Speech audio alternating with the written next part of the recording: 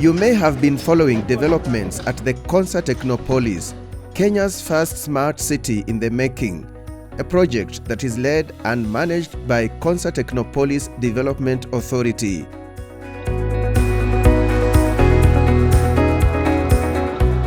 Horizontal infrastructure is at an advanced stage. But let's turn our lenses on how the city will look as far as landscaping is concerned. The master plan of Konza Technopolis provides for different areas where plants have to be planted. This is within the Green Transit Corridor, which is 4 kilometers, again a 60-meter wide thoroughfare, where we are planting more than 10,000 trees and shrubs. These are going to help improve the environment of the city. Again, the solar insolation, which comes because of the hardscape of developments in our city. In line with the vision for a green city, nurseries for tree seedlings are already in place as a catalyst for a culture of tree planting. At Konza, we are using the trees actually to improve the environment in terms of pollution which might be available in the air. We're also using trees to curb the erosion because our city is in a very low-lying area, and when it rains, you'll find a lot of areas with water sort of flooding. We have more than 1 million seedlings of trees, and we have a strategy that we will be planting trees every year to also just manage our environmental aspect of it. One of the challenges I've put to my people here is that whenever they are celebrating their birthdays, they plant trees equivalent to their age for that particular year. So if you are turning 40, make sure that within that year you plant 40 trees. A very good strategy to just improve our tree cover.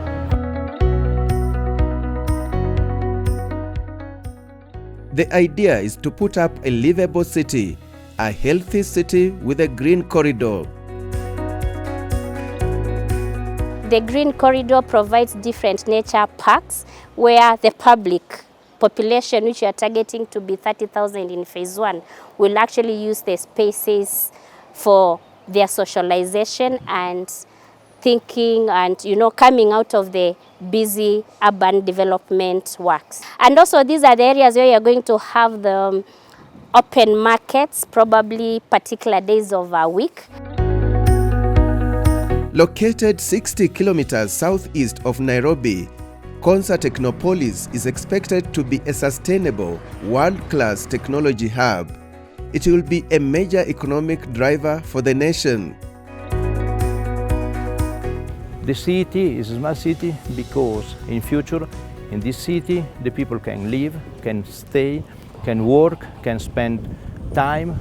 There will be also schools, university, hospitals. Means that the people can spend all the time inside the city for all the activities.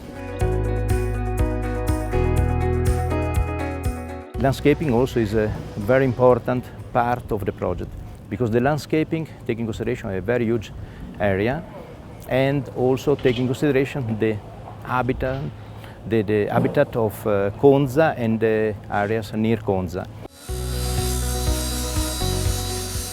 Unlike other cities, Konza is expected to exemplify sustainable urban development. When one is looking at sustainable urban development or even green urbanism, one is looking at everything. One is looking at infrastructure, one is looking at open public spaces, one is looking at how services are provided within the urban area, from water to energy and so on. One is looking at urban heat island in terms of just the overall temperatures within the urban area. One is looking at carbon sequestration, waste management, both solid and sanitation in urban areas and so on. So basically it's looking at the entire urban fabric from an environmental perspective. A green city, experts say, improves the environment, ensures rich biodiversity, reduces air pollution, ensures water storage, dampens noise, and helps cooling down in warm periods. We need cities that are more people-friendly. We need cities that are greener. We need cities that are energy efficient. We need cities where the quality of light and quality of air is very, very good. We need cities where groundwater quality is excellent. We need cities that are devoid of flooding, because we have created sustainable drainage systems within these cities that cleanse everything that is actually picked from the ground. And these are some of the approaches that Konza is looking at, including integration of water management, both surface water and groundwater, and modern and green waste management. Konza Technopolis, that is also known as the Silicon Savannah, aims to achieve what smart cities like the Silicon Valley in California, USA has achieved.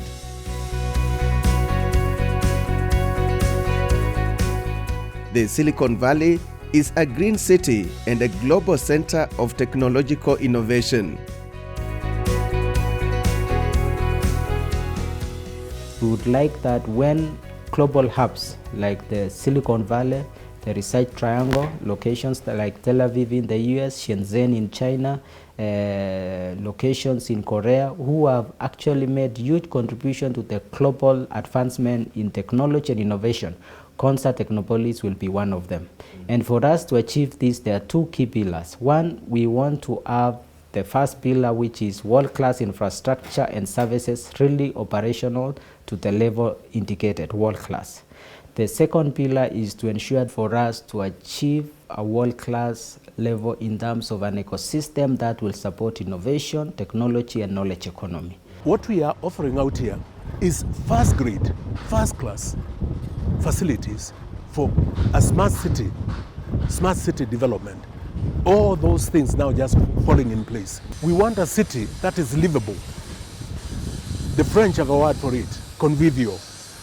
Convivial is, there isn't a right English word for it, but a place where you are very happy to be. You get out here, you are very happy to be out here.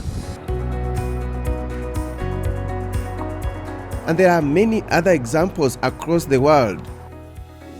Eco-cities now are emerging all over the world. Chongming Eco-City in China is all green. In fact, you're not allowed there to drive any petroleum-based car. They're using solar because it is China, so not too many people talk about it. We have Amsterdam, which is a brilliant city that is pushing for greenery.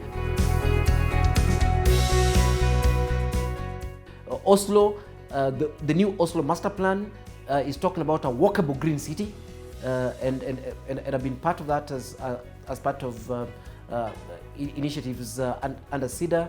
We have Curitiba in Brazil that is pushing green transport, is pushing about parks and so on, very, very similar to what we can actually do around here. I was involved quite a bit in the master plan for greening Johannesburg. It's called MOS, the Metropolitan Open Space System, where we forgot about all the buildings and we looked at all the spaces that had not been built, all 100% of those spaces, and integrated them, because just like the human body, the open spaces work collectively. Water comes from one place, ends up in another place, and so on. So if you integrate them, it even works better. Like we're saying, these are the lungs of the city, but the lung cannot work without the heart, and it cannot work without the brains, and it cannot work without the arteries that connect from the different components and so on. You cannot say, I have a lung, so now I'll carry my lung on my head and I'll breathe nicely. So is the open spaces within the city. This building, which is the headquarters of the Konza Technopolis Development Authority, was designed with green energy in mind. And we are very proud of this building because, one, we have complied to the standards of sustainability and smart city. It's one building that has very limited usage of energy because of the design. The building is well oriented to match the sunrise and sunset, to see that very minimal need for use of power. The second is we've also ensured that we've incorporated renewable energy in the building. We have on our rooftops solar, so all our lighting currently on common areas and entire of our office of 7th floor uses solar. So this is a very good initiative. We've also adopted smart systems, including our lift, minimal contact points that you do not need to touch every point. Once you decide where you want to which floor, you are able to go there.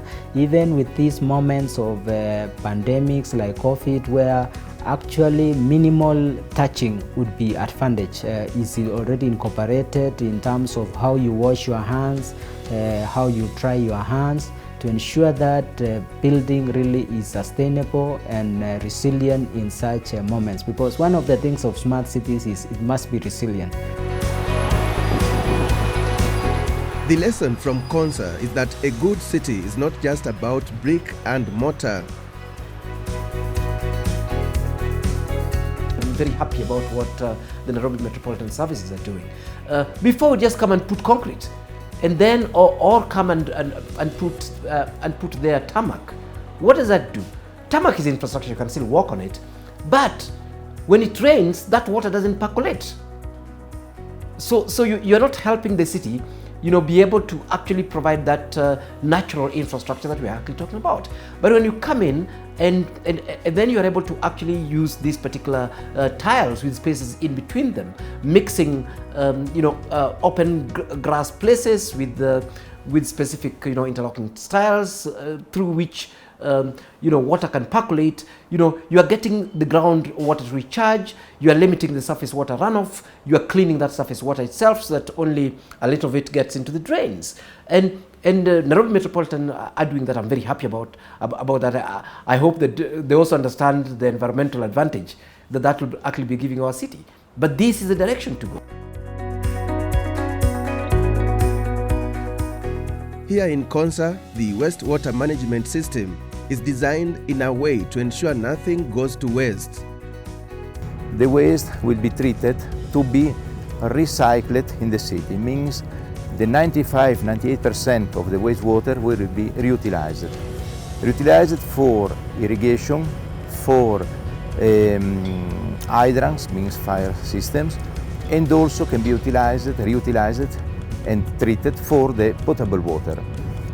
In case of excess of water treated, can be stored in lagoons and reutilized in future for the activities inside the city.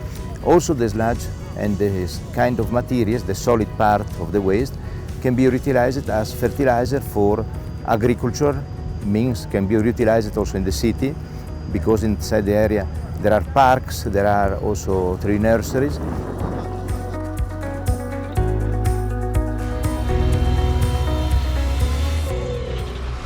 Konza Technopolis, a model worth emulating. As the counties develop, as the country develops, we have a model that you can use on how should a town be set up? How will it be managed? How do you manage the sewage? How do you manage waste? How do you manage environment? So there's a lot of learnings we'll get from that. And so far, we believe that many counties are actually even going to set up their own space and start building. But we can start modernizing even the existing cities and towns so that they become smart.